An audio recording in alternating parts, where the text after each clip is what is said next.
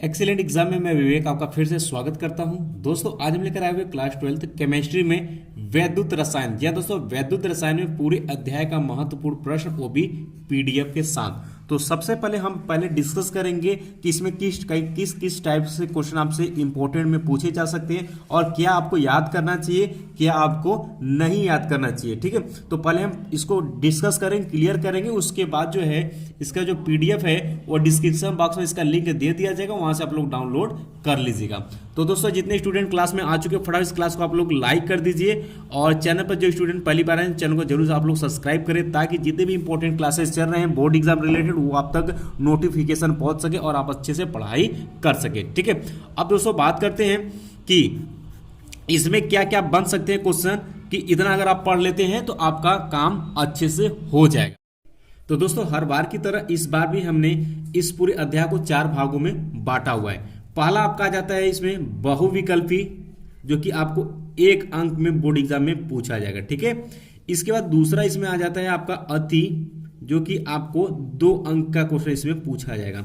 इसके बाद दोस्तों तीसरा आपका आ जाता है लघु, और लघु में आपके 2 टाइप के होते हैं, 3 और 4 अंक वाले क्वेश्चन।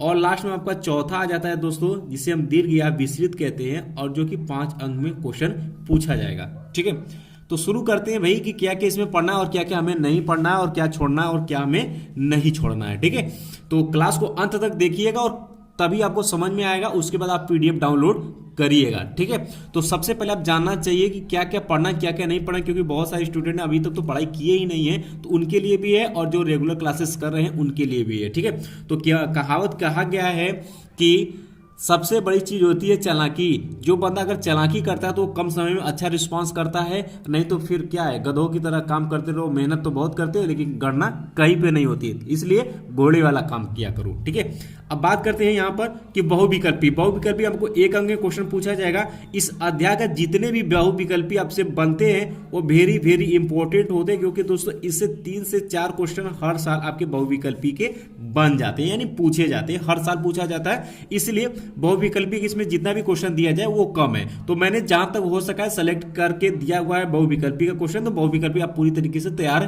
कर लीजिएगा, इससे बहुविकल्पी क्वेश्चन हर साल पूछा जाता है। तो बहुविकल्पी यानी कि आपको पूरा तैयार करनी है। इसके बाद दोस्तों आपका आ जाती है अति लघु उत्तरीय प्रश्न, जो कि आपको बोर्ड एग्जाम में 2 अंक में क्वेश्चन पूछा जाएगा। तो दोस्तों इसमें जो है, इसमें 2 टाइप से क्वेश्चन आपके पूछे जाएंगे। पहला आपके छोटे छोटे इसमें परिभाषाएं पूछी जाएंगी। ठीक है, परिभाषा, और एक इसमें आपसे पूछा जाएगा छोटा छोटा आंकिक प्रश्न। ठीक है, तो जैसा कि आप सभी को पता है कि बोर्ड एग्जाम द्वारा इस साल कम से कम 8 अंक का क्वेश्चन आपको आंकिक पूछा जाएगा बोर्ड एग्जाम में। ठीक है, तो ध्यान सुनिएगा। तो इसमें जो भी है 2 अंक में आपको परिभाषा, छोटे छोटे परिभाषा, जो कि हर साल कई साल लगातार पूछे जा रहे हैं, और आंकिक प्रश्न भी है जो कि हर साल कई साल लगातार पूछे जा रहे हैं। तो दोनों को मैंने मिलाकर बनाया है, तो इसमें दोनों तरीके से तैयार करना है। अब ओवरऑल बात करें कि ये लघु उत्तरीय प्रश्न कितना इंपॉर्टेंट है दोस्तों, वेरी वेरी इंपॉर्टेंट आपका ये भी रहने वाला है। ठीक है, तो इसमें भी मैंने सेलेक्ट कर दिया है और इसको आपको अच्छे से तैयार कर लेनी है। ठीक है, तो ये भी आपका क्लियर हो गया। इसके बाद बात करते हैं दोस्तों, आपका तीसरा आ जाता है लघु उत्तरीय प्रश्न। तो लघु उत्तरीय प्रश्न को हम यहां पर लिखते हैं लघु उत्तरीय प्रश्न। ठीक है, और इसमें 2 टाइप्स के होते हैं। एक होता है आपका 3 अंक का क्वेश्चन, और एक होता है आपका 4 अंक वाले क्वेश्चन होते हैं। तो सबसे पहले बात कर लेते हैं दोस्तों 3 अंक वाले क्वेश्चन की। तो दोस्तों बात करते हैं सबसे पहले 3 अंक वाले क्वेश्चन। तो इसको भी हमने 2 भागों में डिवाइड किया हुआ है। एक तो है आपका परिभाषा, और दूसरा इसमें है आपके आंकिक प्रश्न, यानी कि न्यूमेरिकल प्रश्न। ठीक है, तो इसमें जो परिभाषा, कुछ परिभाषा ऐसे जो कि लगातार पूछे जा रहे हैं, उसे आपको अच्छे से तैयार कर लेने हैं। वेरी इंपॉर्टेंट रहने वाला है और हर साल पूछा जाता है, तो इस बार भी पूछा जाएगा।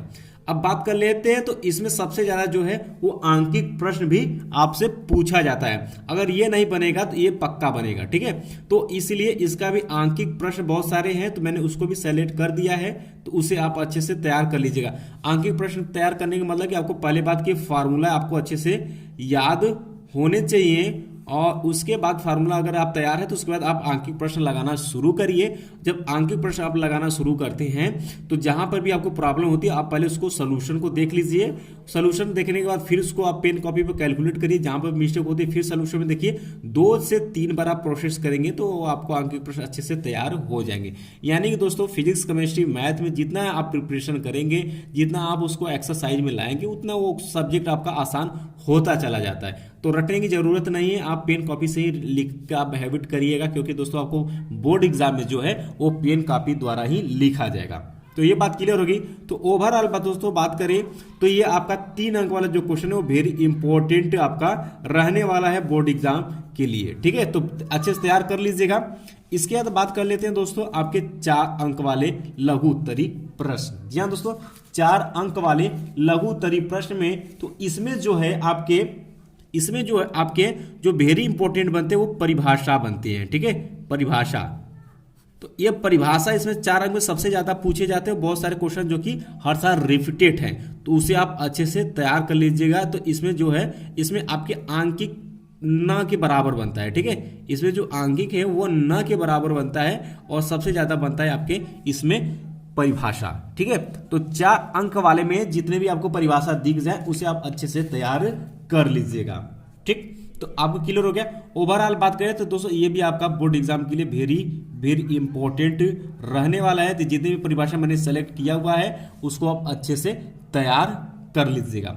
इसके बाद दोस्तों आपका बचता है लास्ट वाला चौथा भाग आपका, जिसमें को हम कहते हैं भाई दीर्घ उत्तरी प्रश्न या विस्तृत उत्तरी प्रश्न, जो कि आपको 5 अंक में क्वेश्चन पूछा जाता है। ठीक है, तो 5 अंक में क्वेश्चन पूछा जाता है।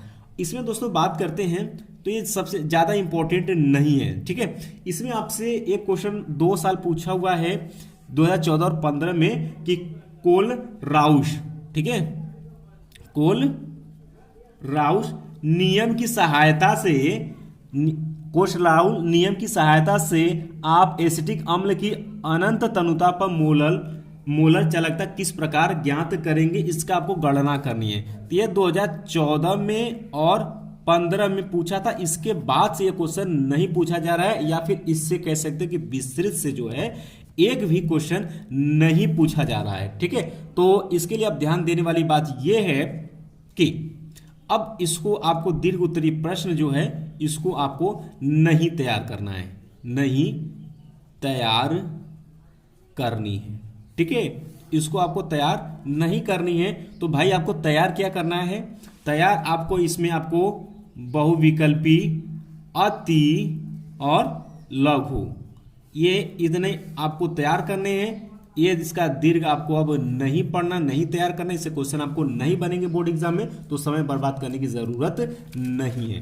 तो आई होप कि आपको समझ में आ गया कि वैद्युत रसायन में हमें क्या पढ़ना है, क्या नहीं पढ़ना है। बात क्लियर है। अब इसका हम आपको पीडीएफ दे रहे हैं, डिस्क्रिप्शन बॉक्स में इसका लिंक, आप लोग उस लिंक पर क्लिक करिएगा तो वहां से आपको गूगल ड्राइव खुलेगा, गूगल ड्राइव पर ओपन करिएगा तो आपका वो पीडीएफ खुलेगा, वहां से आप लोग डाउनलोड करेंगे तो आपके फाइल में वो चला जाएगा।